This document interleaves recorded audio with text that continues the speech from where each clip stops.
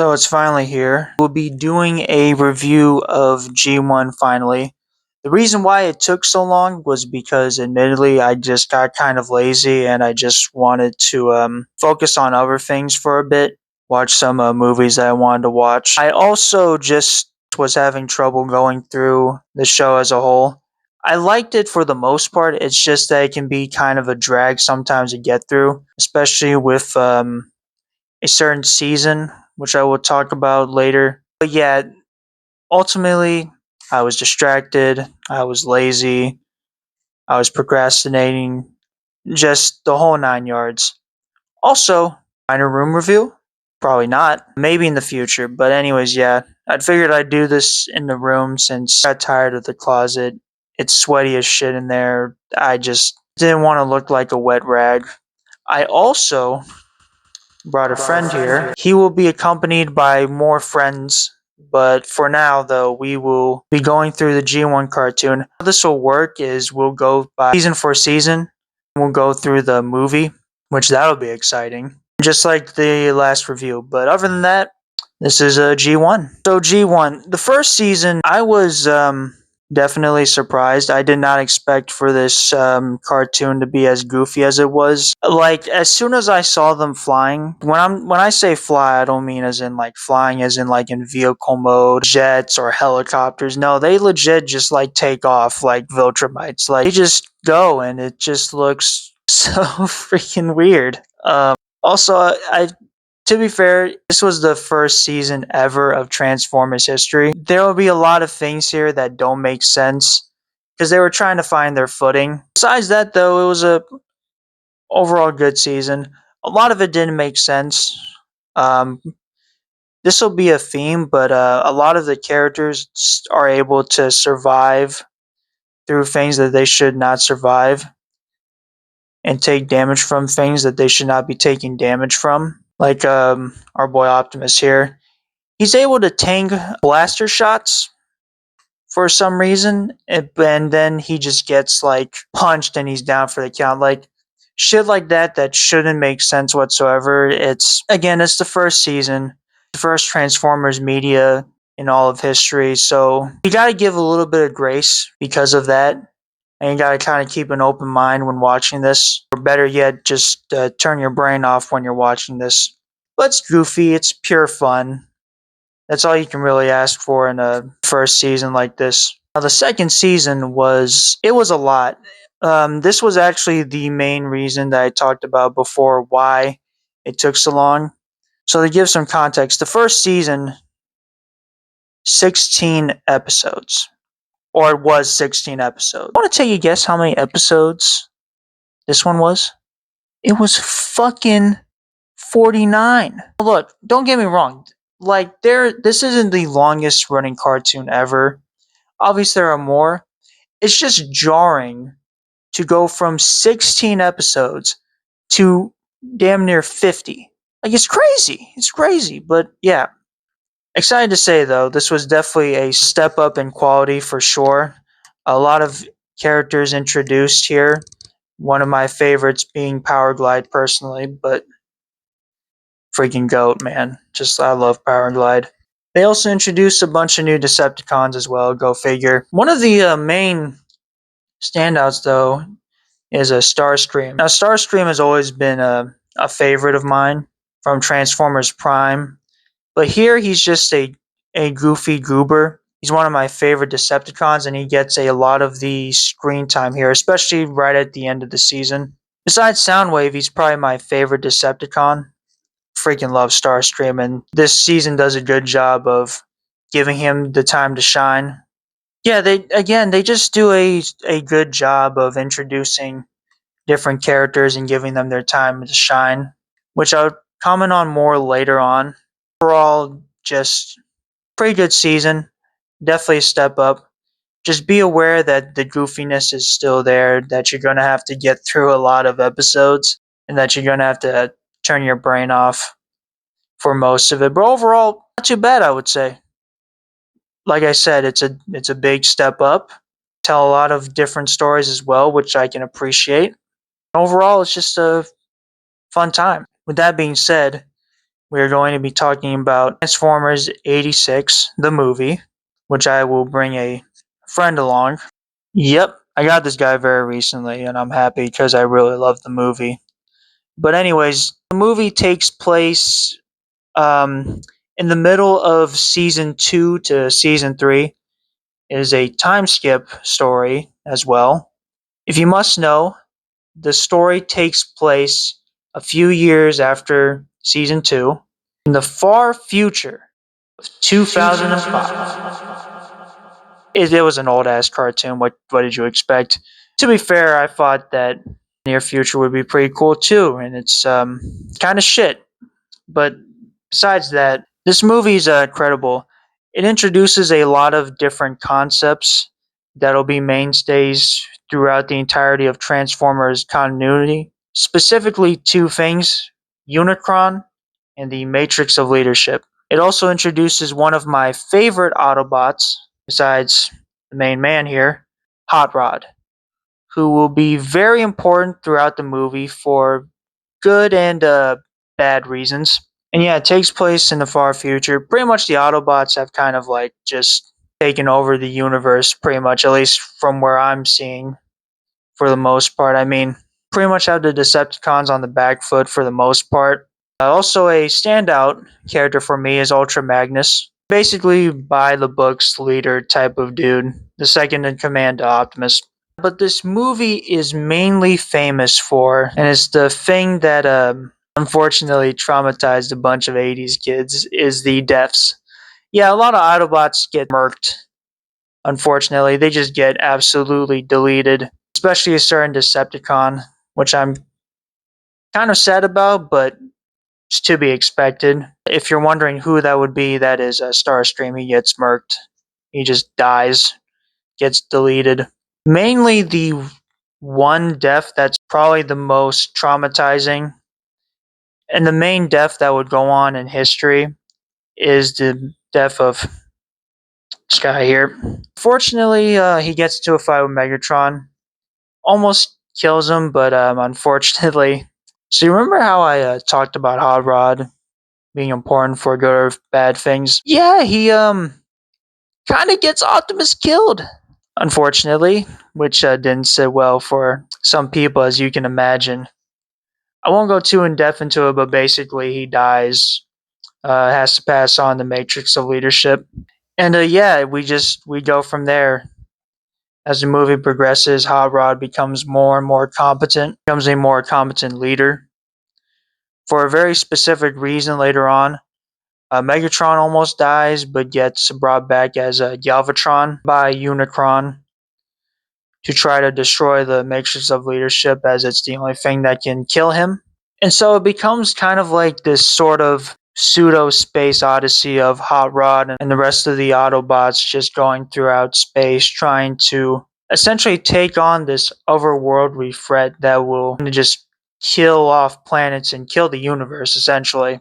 And so Hot Rod specifically is the main standout, though. Like I said, he gets probably the biggest development in this film. I like him for a couple of reasons. One being that he's realistic. I feel like with Optimus, who, don't get me wrong, I like, one of my favorite characters of all time, but he's just doesn't feel as realistic as Hot Rod. Hot Rod to me feels like someone like one of us who would take up the role of leader. Spoilers, by the way, but anyways, so to see him kind of like grow and adapt and kind of mature throughout the movie was pretty fun to see. And it pays off really well at the end too, when he, again, spoilers, takes the Matrix of Leadership to become Rodimus Prime. Super hype moment. Kills Unicron, saves the universe. I don't know, man. I just really like Hot Rod. Besides Optimus, he's probably one of my favorite Autobots, and someone who I feel just doesn't get as much love as he should. But again, is what it is, I suppose. So many iconic moments, things that will get referenced throughout time, and that will get referenced in other Transformers films as well. So many just incredible moments. And while this movie is not perfect, let me make that clear. it still holds a special place in my heart as someone who is new to this whole world of Transformers. I really love this film. Also, the music choices are great. You Got the Touch will always be a classic in my heart. Yeah, we move on to season 3. Now, season 3 was one of my favorite seasons out of the entire G1 generation, whatever you want to call it. I just think they do a lot of things well here. For starters, I like more of the stories in this show, more off road type of stuff, more alien type of stories to tell. It's not just on Earth anymore. They did this before in the last season as well, did a lot better here. Also, seeing Rodimus now grow as a leader more and more here and kind of struggle with that was great to see. I also think the Decepticons are way more of a threat in this season than the last two. Don't get me wrong, I liked them in the last two seasons, but they weren't as threatening in my opinion as in this season. Like in this season, they really meant business. They really meant business here. And I feel like because it adds a bit more tension to the season, despite again how goofy this whole series can be. The only thing I'll say is that there's not many Decepticons here, or not many Decepticons that given time to shine. I feel like it's just Galvatron, just his Goonies. I don't really know what you would call them, but yeah, kind of like his personal guard that kind of take up most of the screen time in this season. I also didn't like the fact that, again, major spoiler here, Optimus Prime comes back. Now, I'm conflicted about this for two reasons. One, I really like Optimus, and two, I really like Rodimus. I like Optimus Prime's character, but I feel like he just should have stayed dead, and Rodimus should have been the guy. Because again, what was the point of making him the leader in the first place if you were just going to bring Optimus back anyway?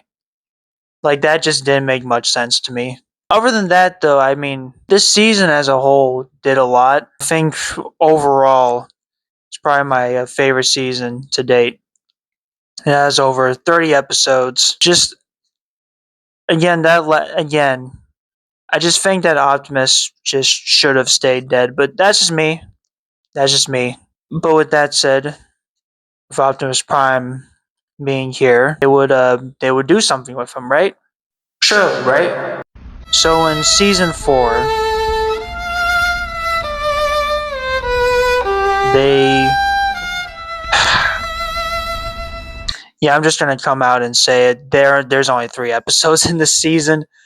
The reason why I'm guessing there's probably only 3 episodes in this season was because they just wanted to wrap it up. I also, from minor research I've did, apparently there were some budget cuts as well, which sucks. But there's only so much you can do here. Yeah, I'm gonna be honest. This was my least favorite season. I did not like it, which is sad because they could have done so much more, especially with them bringing back Optimus. I would have expected more, but there just isn't. There just isn't. The one thing I will say though is that out of all the seasons, this one probably had the best animation. Go figure. I also like the fact that Spikey, the main human character from season 1, gets his big moment here, and seeing his growth from season 1 to now was good to see, and him being a big part now in this entire story, being the main reason why they even succeed here. I also think that the fights that happened in this season were pretty good. Yeah, there's not really much I can say about it. It wasn't that bad. It was just mediocre. It also didn't help either that at the end of the final episode, it ended on more of a cliffhanger, which just sucks, but what can you do? Kind of disappointed by this. Wish they would have had more episodes, more time to really flesh out Optimus and kind of, I don't know, just do something, but is what it is. That being said, to give an overall opinion, actually, before I do that, I have to introduce one more guy. There we go, much better. Yeah, overall, I think definitely see why this show take off, which I'm very glad about because I mean, again, it spawned off such a fantastic franchise, which I've throughout the months that I've gotten into it, I've just really enjoyed. Just a beautiful cartoon. And while it's not perfect, there's definitely moments here that I can appreciate. One of the things specifically is the characters. I think for a show like this with such a big cast, I think they do a great job again of giving almost every single character in the show, every Autobot, every Decepticon, their time to shine. Each of them have whether it be iconic moments or good moments, whatever. They all get their time to shine. The only thing that sucks is that with so many characters, a lot of other characters kind of get lost or get put to the side for others. It's the same problem that if I had to make a comparison to, it would be Cobra Kai, in that there's so many characters in this show that there's not enough time for the more important characters to their moments as well. And it's kind of the same thing here, but I think surprisingly enough, G1 does a better job of this. Again, in my opinion. In my opinion. I also like that characters are more simple here. Don't get me wrong, I don't mind the complexity later in the other TV shows and cartoons, movies, but I just think that they do a good job of just the time sticking with regular tropes. Like for example, Megatron here is just evil. There's not really much to him than that. And later on, Galvatron. They do a good job of telling a war story for kids. Such a cartoony format like this goes beyond what you would see from cartoons at the time, which is kind of a revolutionary in that regard. But yeah, overall, I really love this cartoon, and I really love Transformers, and I'm glad that despite everything that I experienced, I think that I gained a lot from this, and I gained a new appreciation for this media that I love really. So yeah, I would give a G1 a watch. I don't know if I would recommend watching everything, but you should definitely, at the very least, check out the '86 movie. And with that said, this is Astro speaking. This is my review of G1. Hopefully, the next review that comes out won't take too long. And yeah, I appreciate you guys. See ya.